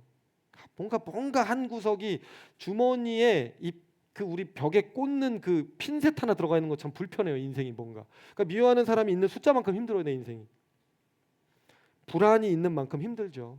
근데 풍랑도 잠잠케 하시는 그분, 정말 자연 만물의 주인 되시는 그분이 나와 함께 동행하신다는 걸 확신할 수만 있다면 그 아이들 평생에 어딜 가도 얼마나 든든할까요? 여러분, 저는 이 부분에 있어서만큼은 제가 정말 장담할 수 있어요. 저는 제 인생이 그랬거든요. 저는 정말 예수님이 동행하신다는 그 사실 하나만으로 저희 집이 다 망하고 완전 저쪽으로 내려갔다가 저쪽으로 갔다가 막 2단으로 갔다가 3단으로 갔다가 돌아가지고 이제 돌아올 때 마음속에 주님이 함께 하시기에 내 인생은 망하지 않아 라는 게 엄청 강하게 있었어요. 근데 정말 그 힘이요, 어마어마한 파워가 됐습니다. 진짜 지금 이 자리도 마찬가지예요. 때로는 분에 넘치는 자리 같기도 하고, 이 부족한 사람이 어떻게 이걸 맡아서 갈 수가 있을까 이런 생각을 하지만, 그동안 함께 하셨던 그 하나님을 생각할 때는 돌아보면 항상 기적이었거든요. 이렇게 볼 때 그 기적을 고스란히 갖다가 바라보면 현실이 사실 되는 거죠. 근데 믿음의 싸움은 필요해요, 여러분. 근데 그 믿음을 심어주는 교사들이 된다면 너무 좋겠죠. 그리고 8번째 이웃사랑인데, 하나님 우리 안에 계시면 당연히 사랑이 본체시기 때문에 이웃사랑하게 되어 있고, 그렇기 때문에 사랑 안에 거하는 것을 이미 하나님은 우리 행복의 조건으로 만들어 놓으신 분이다. 그래서 그 길을 걸어가지 않고는, 그 길이 아닌 다른 길로 가서는 행복할 수 없다. 왜 할리우드에서 만든 대부분의 영화는 가족애가 늘 주제로 등장할까요? 가족을 사랑하는 마음은 온 인류 안에 심어주신 본성이기 때문에 그렇습니다. 사랑 없이 못 사는 거예요. 그래서 죽을 때는 학위, 뭐 좋은 옷, 그런 거 가지고 후회하지 않는다. 가족을 더 많이 사랑하지 못하는 것에 대해 후회한다. 자, 9페이지. 하나님이 창조하실 때 최초로 만드신 것은 가정이었습니다. 교회도 아니고 국회도 아니었어요. 가정을 먼저 만드셨어요. 그래서 하나님에게 우선순위는 가정에서 먼저 가족들끼리 사랑하고 화목한 거, 그게 출발점으로 보신 거예요. 남자와 여자가 만나서 자녀와 함께 이 가정을 이루고 하는 것. 근데 그 에베소서에 가면은 그리스도와 교회의 관계로도 확장을 하시잖아요. 가정에서의 기본적인 사랑의 관계는 모든 것의 원형이에요. 이웃 사랑의 원형이 되는 거예요. 그래서 여러분, 가족을 사랑하는 일만큼 가치 있는 일이 없어요. 그런데 우리 교회는 확장된 가족이라고 말씀하세요. 그렇기 때문에 동일하게 적용이 되는 겁니다. 삶의 행복은 사랑에 달려 있다. 내 손이 자유롭게 움직일 때 내 가족을 한 번 더 안아주셨으면 좋겠어요. 내 입이 자유롭게 움직일 수 있는 시간이 있을 때 가족에게 격려의 말을 한 번이라도 더 했으면 좋겠어요. 왜냐하면 언젠가 우리는 손발이 움직이지 않는 날이 올 수도 있고요. 좋은 말 해주고 싶어도 말을 할 수 없는 날이 올 수 있어요. 그 상대가 이미 세상에 없거나, 아니면 내가 병에 걸려서 그게 힘들거나. 그래서 아무리 바빠도 아무리 시간이 없어도 부부 사이에 사랑한다는 말을 자주 해주셨으면 좋겠어요. 저도 쓰면서 각오했어요. 더 많이 해줘야지. 우리 아내가 지금 못 견뎌해요. 이런 멘트 하지 말라고 항상 그렇게 얘기하는데, 네. 죄송해요. 네. 아니, 왜냐면 솔선수범 해야 되니까, 리더는 제가 또 어쩔 수 없이 한 거예요, 제가. 자, 자녀들은 부모가 서로 깊이 사랑하는 모습을 보면서 안정감을 느끼며 자라납니다. 그걸 볼 때 자신들도 사랑이 좋은 거라는 걸 배워서요, 커서 사랑해요. 근데 부모가 그런 모습을 잘 못 보여주면 아이들이 나중에 결혼하고 싶어 하지 않아요. 아, 둘이 만나서 산다는 건 저렇게 힘든 거구나, 아픈 거구나, 상처 주는 거구나, 이런 기억 주는 거거든요. 근데 이미 교사인 우리들이 먼저 가정에서 화목하고 사랑을 느끼고, 그게 흘러가요, 아이들에게. 내가 남편하고 싸운 상태로 딱 교회 가가지고 애들 가르치려고 그러면 마음이, 내가 지금 내 속이 아닌데 너희들 가르치게 생겼냐? 이제 마음이. 그러면서 막 이렇게 막 자기 한탄을 막 하면서 막 가시가 나갈 수 있거든요. 제가 옛날에 과외 해보고 그러니까 그렇더라고요. 그래서 이 가르치는 사람도 자기 마음이 이렇게 좀 기름이 흘러야 돼. 사랑이 넘칠 때 이렇게 훈육을 해야 사랑이 가더라. 그래서 여러분, 결국 우리는 가치를 바꾸어 주는 사람들이다.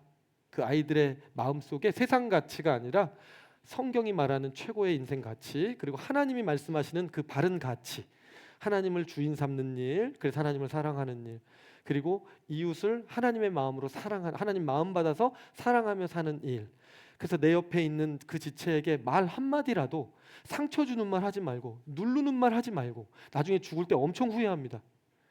사람은 참 이기적이에요.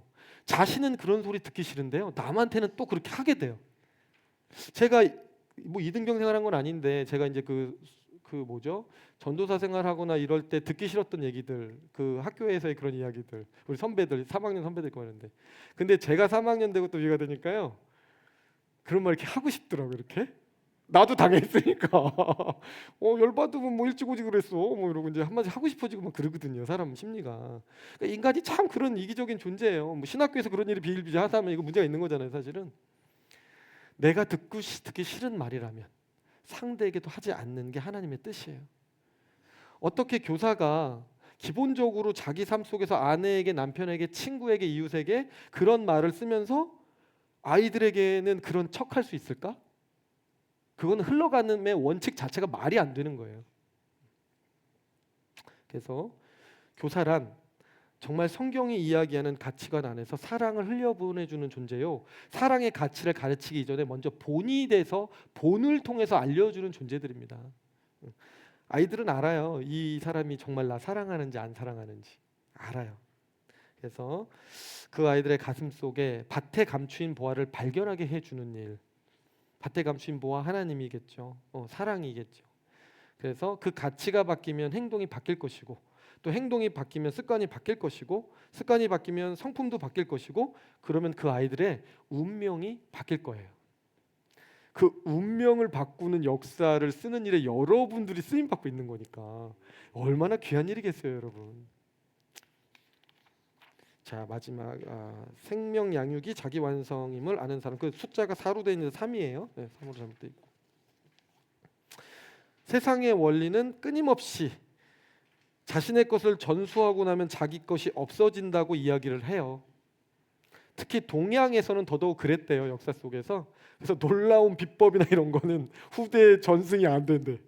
동양은 원래 그 쿵우도 그 비법서 이런 거 있잖아요. 스승이 안 가르쳐 주잖아. 끝까지 동굴까지 찾아가가지고 거의 죽을 정도 대 알려주잖아. 그러다가 내가 죽을 때 되면 죽겠는데 갑자기 죽어가지고 전수도 못하고 죽어버려, 이런 장면이 많이 나오거든요. 결국은 전해지지 않았어. 그래서 포드 회사가 왜 망했냐 이런 얘기를 할 때 다음 세대를 못 키워낸 거예요. 지도자를 못 키워낸 거예요. 본인 때만 잘 되려고 자식도 그랬고, 그래서요 키우질 못했어요. 그래서 이랬대요. 포드 쪽 이 사람들은 이거 알려주는 순간 그 사람이 내 자리 치고 들어온다 생각해서 노하우를 잘 안 가르쳐 준 거야. 그래서 개대가 안 되니까 이제 밀린 거예요. 그래서 GM한테 추월도 당하고 일제 차들, 독일제 차한테 추월을 당했다. 제가 오기 전에 포드 뮤지엄 갔다 왔는데 지금도 그래도 뭐 엄청나게 이렇게 전시해놓고 있기는 있거든요. 근데 이제 이런 면에서는, 리더십 면에서는 참 이기적이었기 때문에 결국 망조의 길로 갈 수밖에 없었던 그런 회사로 기억되는 거죠. 그래서 리더가 할 수 있는 가장 이기적인 일은 뭐냐면 그 단체에서 자기가 사라지고 나면 단체를 휘청거리게 만들어 놓는 거래요. 그 사람 한 사람한테 너무 많이 편중돼 있는 거야. 그리고 알려주지도 않아. 그러니까 결국 몸값은 올릴 수 있겠으나 자기가 빠져나가고 나면 그 공동체 어떻게 되는 거예요?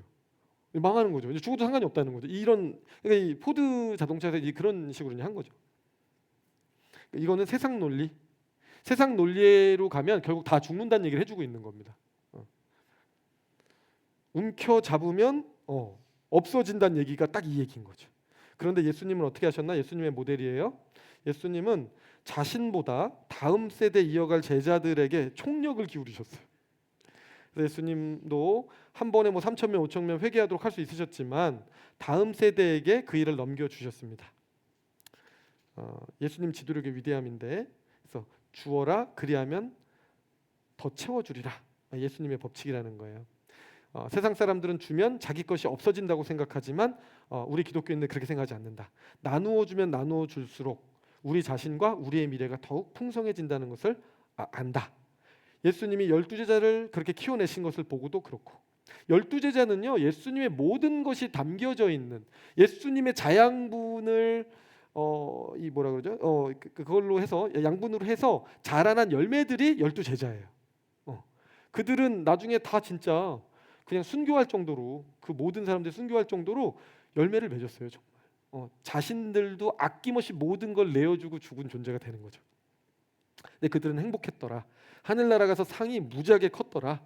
근데 상도 상이지만은 이미 사는 동안에 자기를 완성하는 길이 그 길이에요, 여러분. 기독교는 참 신기하죠.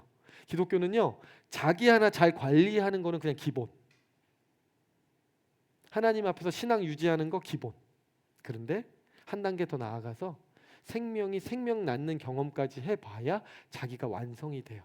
뭐랑 똑같냐면 자식 낳아서 키워보면 느끼는 부분이 있는 것 같아요. 저는 그냥 그 전에도 제가 되게 나를 이 정도면은 그래도 뭐 내가 사람들 잘 배려하는 것 같고 공감 능력도 많은 것 같고 이 정도면 뭐 인격적으로 그래도 어느 정도는 많이 그래도 성장한 게 아닐까라고 생각을 해서 결혼을 했고, 결혼을 했는데 이 세상에서 제일 나쁜 놈이 나라는 거를 아내를 통해서 알게 되었어요. 나는 정말 나쁜 인간이구나. 나는 천하의 몹쓸 인간이구나. 그래서 뭐야 이거, 나는 완성된 줄 알았는데 뭐 완성이 아니고 이거 뭐 다시 제로 값이네 이건 지금. 누군가에게는 내가 되게 나쁜 사람일 수 있는 거구나 라는 걸 알게 됐죠. 그리고 자식을 키우면서 또 알게 됐죠. 우와, 이렇게까지 내가 해야 되나. 그 무거운 아이들, 어릴 때 차도 없는데 애들이 잠들어 버린 거예요, 버스에서. 이 무거운 아이들을요 등에 업고 흑석동 그 윗길을 올라가는데 그 밑에 마을 버스부터 거기까지가 얼마나. 정말 우리 하율이를 너무 사랑하지만 그때는 정말 하율이를 어디다 버리고 가고 싶었어요. 정말 그냥 놓고 가고 싶었어요. 정말 너랑 나랑은 이제 상관이 없어 막 하고 싶었어요. 제가 정말 그때 제 모습을 봤죠. 네가 애비냐? 네가 사랑한다 말했던 그 애비냐? 제 안에 사랑이 없다는 걸 알았죠. 그런데 그것도 주님께서 주시는 사랑을 받아서 제 영혼이 더 사랑을 흘려보낼 수 있는 아빠로 완성되어져가는 과정을 통해서 제 영혼이 완성되는 게 있더라고요. 이렇게. 그래서 결국은 하나님 앞에서 자기 부인 자기 십자가라는 건 정말 내 생명을 다 내려놓고도 누군가가 그것으로 인해서 열매가 맺어지는 모습을 보고 기뻐할 수 있다면 그게 결국은 내 생명의 완성이 아니냐.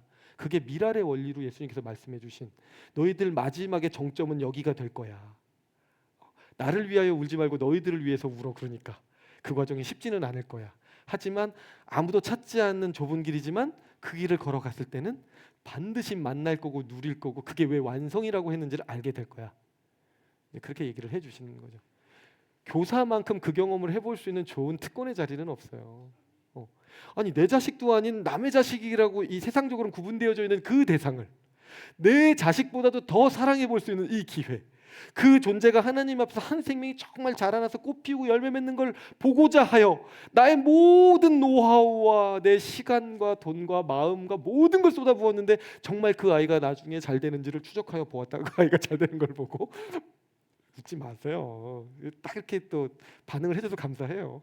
반어법이에요. 그걸 봤을 때 얼마나 기쁘겠어요. 참아야지 또 한 번 더 먹고 여러분들 모습이 보이는 순간 여러 가지 느낌이 왔어요. 꿈에도 소원은 통일이 아니라 여러분들이 그렇게 자라나는 게 우리 한 목사님과 제가 그리고 우리 사역자님들이 꿈꾸는 열매요, 소망이에요. 과정에 부족함 있을 수 있죠. 제가 표방했잖아요. 주일날 우리 교회는 앞으로 전문성과 친절함으로 간다. 우리는 다 치과와 같은 너무 좋더라고. 내가 경험해보니까 너무 좋아요. 아픈 거 빼주긴 다 빼주는데 과정이 친절하니까 너무 좋더라고. 내가 해보니까 아프긴 아파요. 그래도 아픔이 없을 수는 없다. 그러나 신뢰할 수 있는 교회, 그 전문성을 통해서 어쨌든 맡겨놓으면 고쳐지겠구나라고 하는 그런 신뢰를 줄 수 있는, 계속해서 그 바이셈의 전통을 이어갔으면 좋겠다. 이제 그게 이제 제 생각인데, 자 11페이지 유럽 교회의 교훈. 전문가들이 말하길 유럽 교회는 교사를 키워내지 못했기 때문에 망했다. 교사가 교사를 낳았어야 되는데 교사가 교사를 낳지 못했고, 교사들이 교사하면서 이 교사가 얼마나 보람된 일이고 얼마나 감격스러운 일이고 피곤하긴 하지만 이것만큼 보람 있는 일이 없다라는 것을 자꾸 주변에 이렇게 전도를 해주세요. 그런 분위기가 조성돼야 이 울타리가요 더 많이 그 다음 교사들이 막 나 교사 한번 해보려 그러는데 너 진짜 하려고? 자네 정말 그 길을 가려는가? 이런 교사들이 많은 교회는 앞으로 유럽 교회 되는 거예요. 다음 세대 양성이 안 됩니다. 지금 양성한 목사님, 김태현 목사 해주시는 얘기가 그거예요. 교회에 아이들은 있는데 아이들을 양육해줄 교사가 없어서 그 구루터기에 맡기려고 하는데 1년에 한두 번밖에 행사를 또 안 하니까 이걸 또 어떻게 맡겨야 되는지 문제를 놓고 막 너무 교회들이 아파하는 거예요. 얘네들 맡아줄 사람이 없거든요. 저는 바이샘 교회가 그래도 선봉에 서서 그런 문화를 역전시키고 끊임없이 교사를 배출하고 생명이 생명나는 그런 교회 됐으면 좋겠습니다. 그래서 미랄의 리더십으로 먼저 죽어주는 교사가 되자. 어려운 얘기예요. 당장 될 거라고 전혀 저 기대하고 얘기하는 거 아니에요. 다만 목표점을 잃지 말자. 우리 인생 끝에서 주님 앞에 무슨 얘기하고 싶어요, 여러분? 마지막에 저는 그 얘기 해보고 싶은 이제 도전이 좀 생겼어요.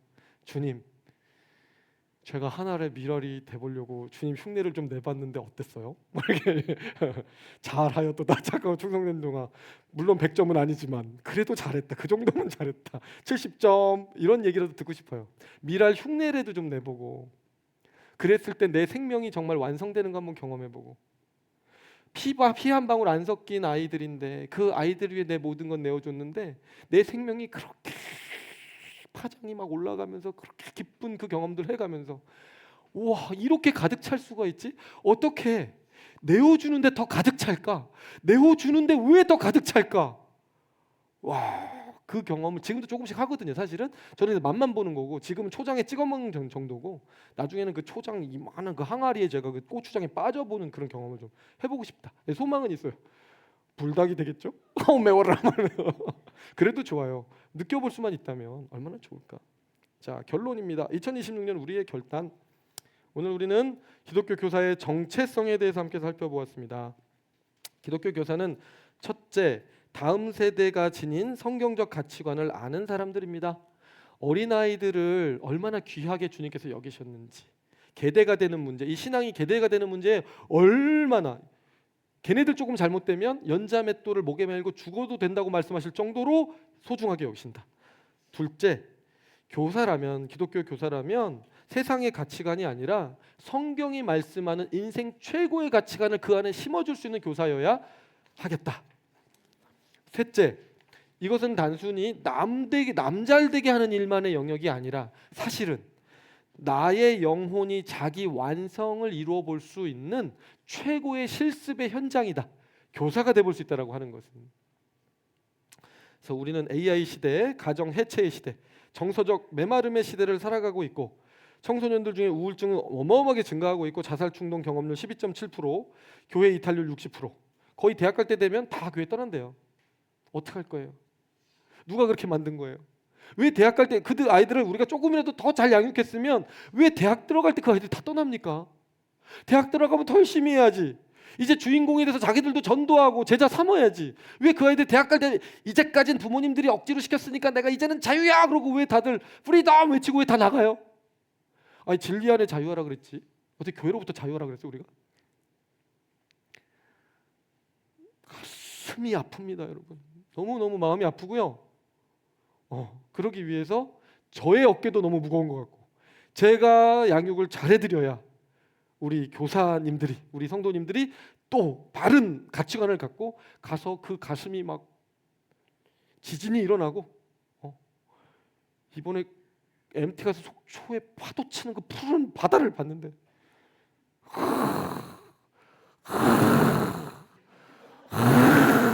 코 고는 거 아니에요? 자, 야 그렇게 파도 치고 물결 칠 수 있다면 숨이 안 쉬어질라 그래요. 약간 산소 부족이 왔어요, 여러분. 자, 여러분 아시겠죠? 그런 교사들 될 수 있다면 소원이 없겠습니다. 예, 그런 교사들 되시길 주님으로 축원합니다. 기도하겠습니다.